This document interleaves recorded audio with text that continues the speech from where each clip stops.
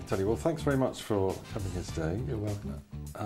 You've been a coach now for about 8 years, I think, as 8 years. as your main profession. Mm-hmm. So I was wondering if you can give us some tips to help us through our lives a little bit.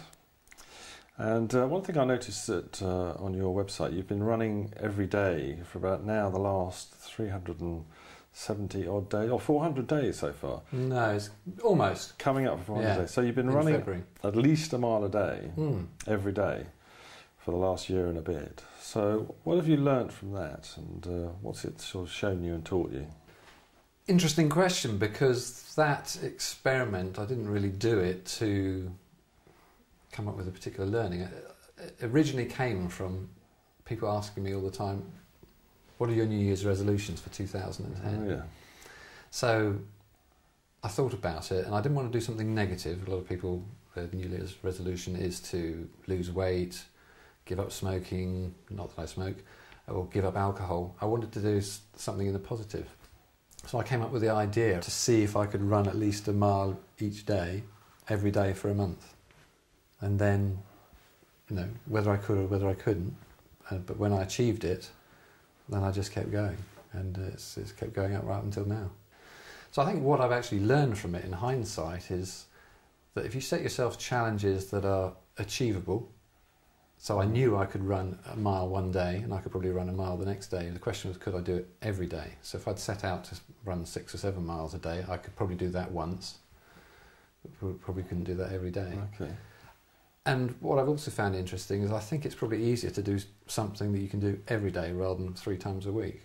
It's easier to create the habit because it just becomes what you do. Okay.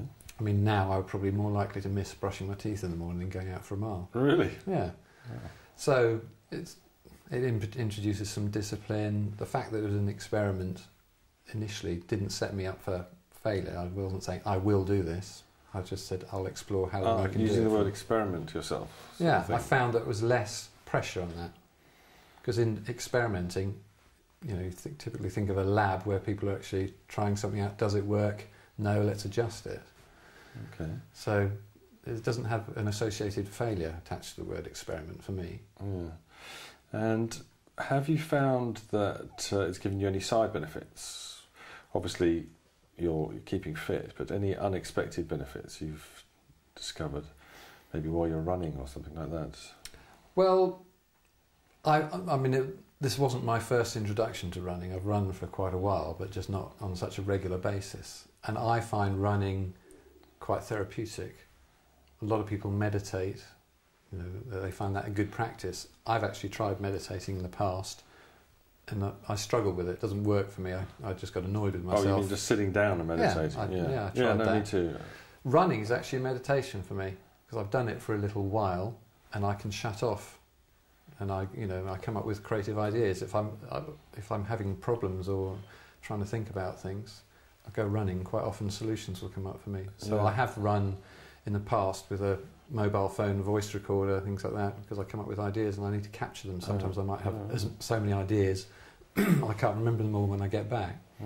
So there's been that. I also think the what it does for my mental state is probably more than my physical state. Well, I was going to say, yeah. It sets me up for the day. Every day.